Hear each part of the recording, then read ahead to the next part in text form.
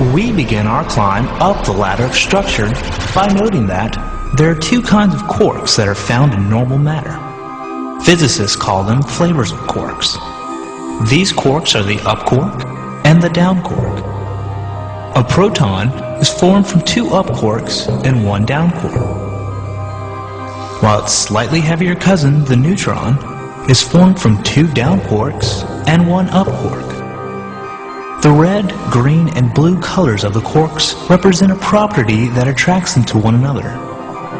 It is this color charge property of the quarks that hold them together in a proton or a neutron.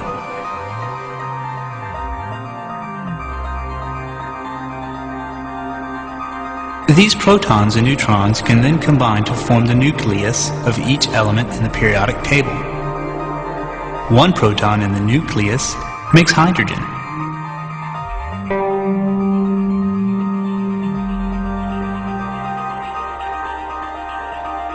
Two form helium.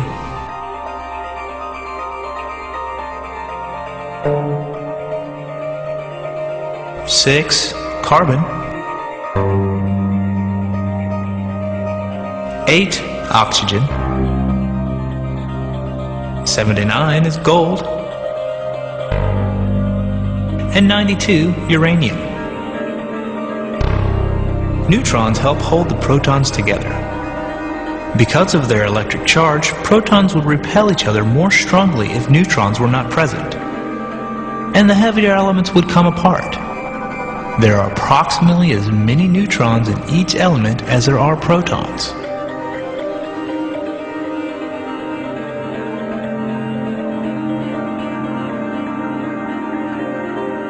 Atoms are formed when the positively charged protons in the nucleus capture the negative electrons. Neutral atoms capture one negative electron for each positive proton in the nucleus. So, hydrogen has one electron to go with its one proton. Helium, 2 electrons. Carbon has 6. Oxygen, 8.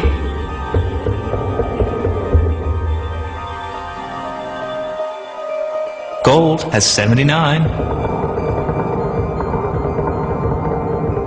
And uranium, 92. There are nearly 90 stable elements. The largest of them contain close to 800 fundamental particles joined in a complex but stable structure. But electrons cannot just gather around in a crowd. The strange, wonderful world of the tiny has some quantum idiosyncrasies.